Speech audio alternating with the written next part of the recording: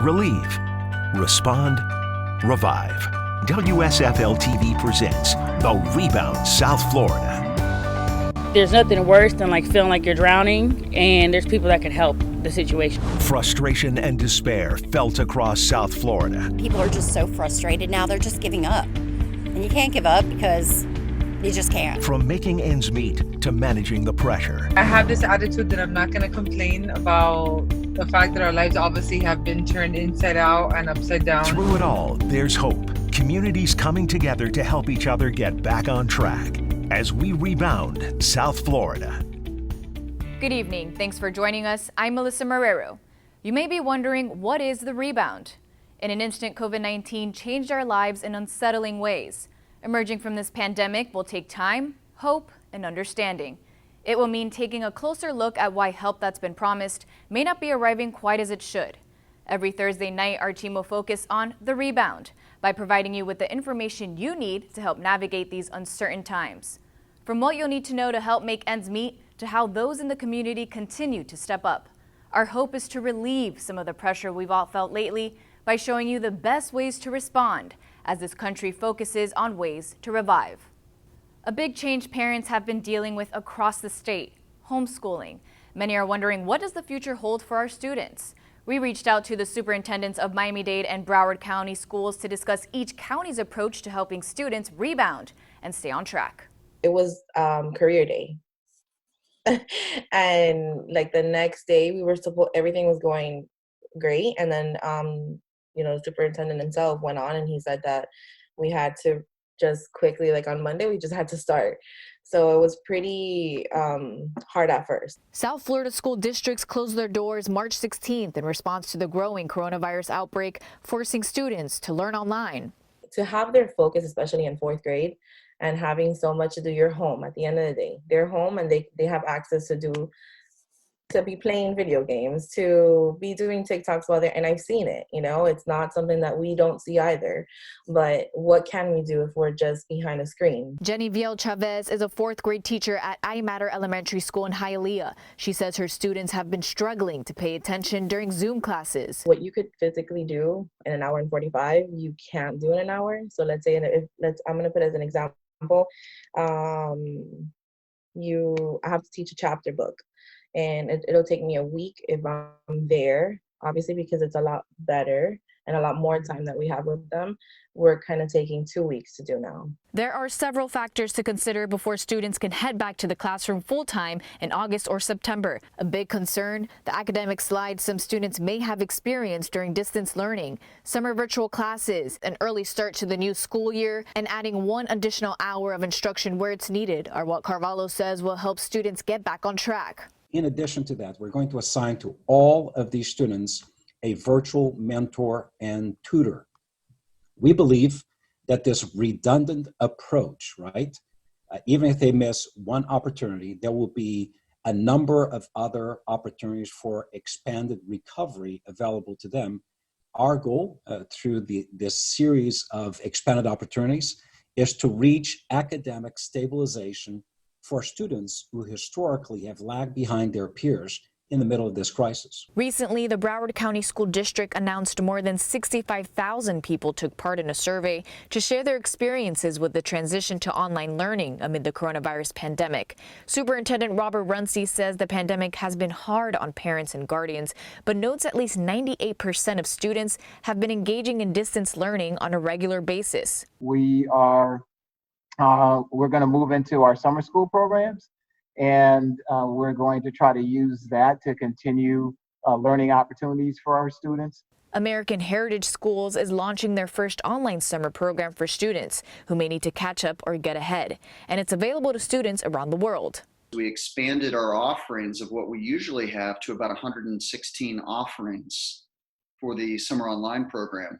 So we offer courses pre-kindergarten all the way through 12th, grade level courses, honors courses, pre-AP courses. Carvalho says students and parents are going to have to adjust to the new normal. Social distancing will be mandatory, where class sizes will be smaller, where access to the gym and the cafeteria will be restricted, where meals will be taken to the classroom, where you'll have mandatory washing cycles, temperature measuring up front, with all of that, there'll be some parents and students who may say, I really thrived in this distance learning environment. We ought to be able to deliver that. And then there will be a whole host of blended models. For example, an A-B model where in a classroom of 25 students, one day 12 of them will be physically present in the classroom, 13 will be on Zoom on the board. And then the following day, they flip. So we are preparing for as many options, choices for parents as we can possibly legitimately conceive as we examine all the possible scenarios that may unfold between now and August. So far, school officials in Broward County have not announced what the new school year will look like, but it could consist of a combination of e-learning and classroom instruction with separate schedules for students. As hundreds of thousands across the state wait for the rebound, we've been hearing from Florida's unemployed who want to know, where are those $600 weekly unemployment checks promised by the federal government? Well, now we've discovered why Florida has been slow to pay out those federal dollars. I was working at a autism therapy center. Taisha Harmon is among a record number of Floridians now out of work. Then the clinic shut down because of the virus. That was 2 months ago. The single mother of 2 young boys applied for unemployment to help feed her family. I was told to reapply and it's still sitting now. Right now it says it's pending under review.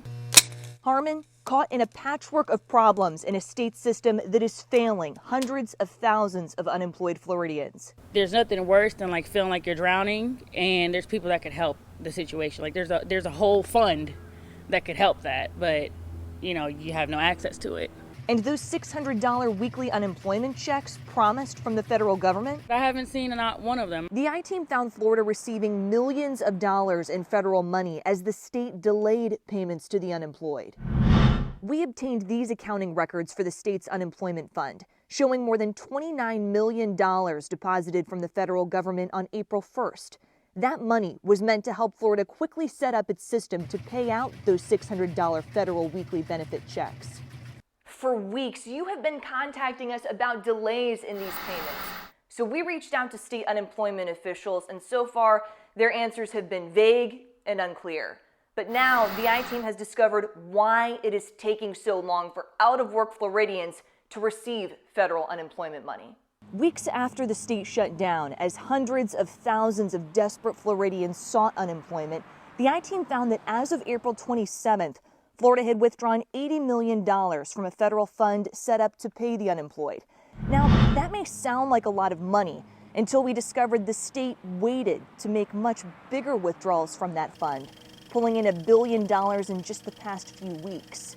This comes after the I-Team uncovered earlier this month Florida sitting on unemployment money and earning millions in interest.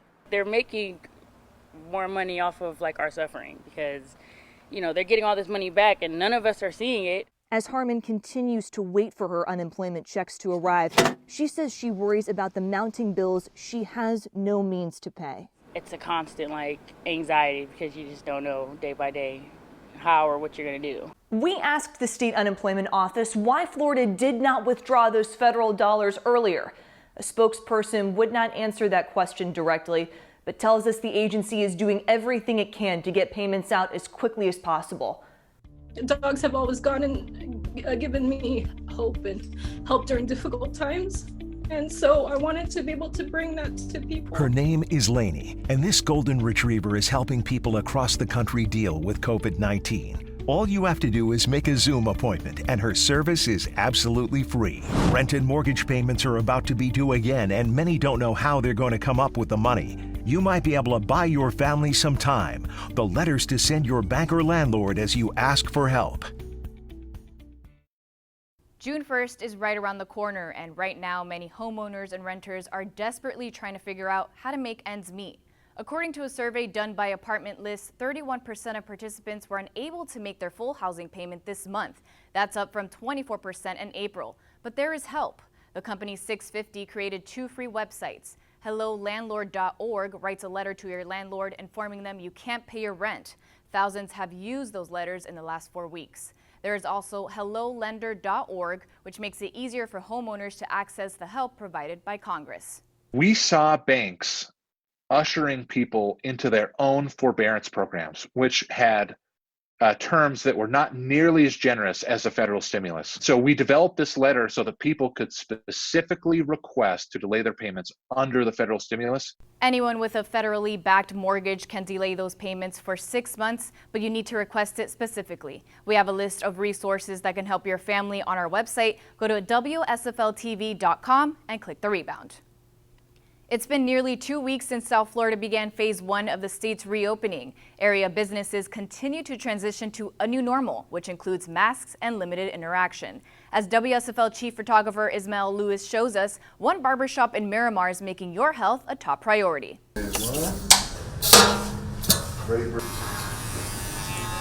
You know, we're very grateful that we get to open. Disinfecting, cleaning, you know, between clients, you know, making sure that we're making sure that we're going to do all the things properly so we don't have this problem reoccur again.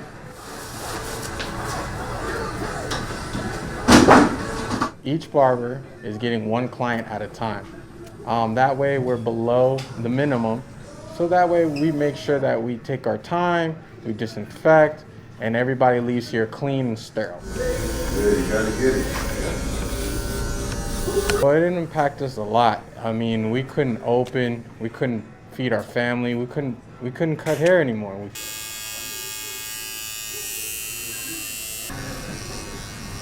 I'm happy to see all my clients, I'm happy to see all my barbers back, and I'm happy to see that our business is gonna start to flourish. Here's what's next on the Rebound South Florida. Toast Distillers in Miami is meeting a very important need. They're producing hand sanitizer and they're hiring. We'll tell you the specific positions they're looking to fill. Getting through this with stories to help get back on track as we rebound in South Florida. More and more South Floridians are filing for unemployment and looking for work. Every week here on the Rebound South Florida, we'll highlight a company that's hiring. Toast Distillers in Miami is looking for employees who are willing to learn and work hard. As Florida slowly reopens, job postings are becoming available. Toast Distillers is a spirits conglomerate headquartered in Miami. The company specializes in developing brands internally, as well as facilitating distribution needs of other brands. In addition to spirits, the company partnered with Veritas Farms to produce hand sanitizer to address the increasing need throughout the nation, and they need extra help. We're looking for people that are assembly, you know, people that have management experience, you know, logistic experience, because right now the business is growing faster than we expected. You know, we started with one facility the first week, now we're already in 4 different production facilities. DJ, the founder and CEO of Toast Distillers, says they're hiring full-time production, sales, and managerial positions. We don't know where everything is going to go, but we just know we're not in a short-term business because the demand is growing, and we've been watching what's happening every day. We started a business and said, okay, let's just do it short-term. Now we're getting real commitment that's going to last, you know, 6 months, a year. Luis Toledo was a restaurant manager at Cuba Cabana in Doral, but lost his job in the midst of the pandemic. Like millions across the nation and hundreds of thousands in South Florida, Luis searched for days and eventually reached out to his connections in the industry. Now he works at Toast Distillers as a sales specialist. I've been working here for 1.5 months. I was managing a restaurant, but since COVID-19 we had to close. Therefore, obviously we had some connections in the industry, and they offered me a job, so I accepted, and here I am. The company not only provides hand sanitizer to the community, but donates to frontline workers. This is not just about us selling hand sanitizer. We got involved to where we servicing the Army, the Navy, the base of Florida that's need the product. You know, we have trucks that's going out every day. We servicing the community. We know that as well because we put those as priority. If you're interested in Toast Distillers, go to our website, WSFLTV.com, and click the rebound. When it comes to managing the pressure, Lainey the Golden Retriever wants to help you and your family rebound. The healing she's providing to people all across the country, and it's free. one therapy dog isn't letting the pandemic pause her mission to help others. Lainey the Golden Retriever and her owner are taking their visits virtual. Here's a look at the free sessions helping children, families, and veterans cope with COVID-19. Yay! Lainey the Golden Retriever is used to being loved on. This therapy dog is part of the Pause for Patients program at the Osborne Head and Neck Foundation in Los Angeles. Patients need some sort of distraction or they're feeling a lot of pain, so Lainey is a great way to distract them. She was getting ready to visit sick patients around the world. We had to kind of put a hold on that. So Lainey's owner, Amy, brought the world inside their home. Say hi, Lainey. Hi, Amy. Lainey, you have a big tongue. And instead of putting a pause on the Pause for Patients program, we decided to offer it virtually. There are people who need, a smile in their day. It's not just patients Lainey visits. Anyone can make a Zoom appointment for free. Speak, Lainey. Louder. Lainey, as a therapy dog, her main skill is to provide compassion and empathy and to be intuitive to the patient or the people's needs. And Lainey knows just how to show off for the camera. Look at that tongue. As soon as she knows the lights are going on and I have the camera, she just literally stands behind the backdrop and just sits and just smiles. She's very sassy and poses. Some visits are filled with dress-up costumes, but for veterans like Jimmy Harris, the calls are a powerful release. Oh, sweet.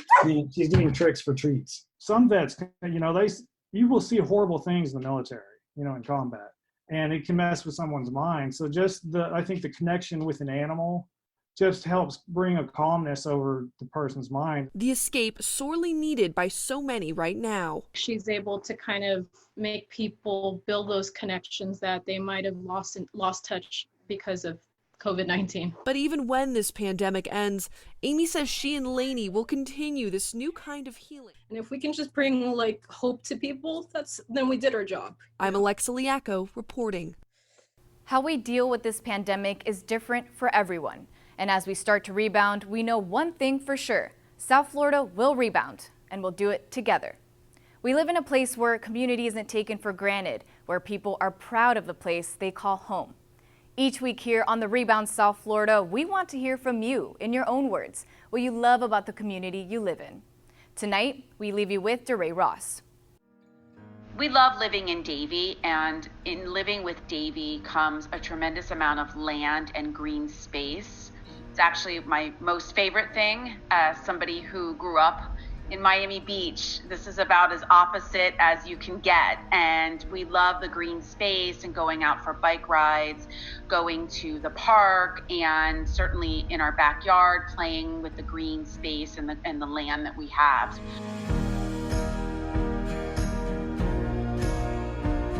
We love to watch people riding their horses and very much enjoy that open feeling and the nature green space that surrounds us. We've always enjoyed, since my kids were very little, Robin's Lodge. It's a little hidden, very special little place. It's just down the street from us, and they have a variety of events that go on there, from the Easter egg hunt. There's a really cute playground, and we've taken numerous family photos there. It's a hidden space, and it's just a jewel.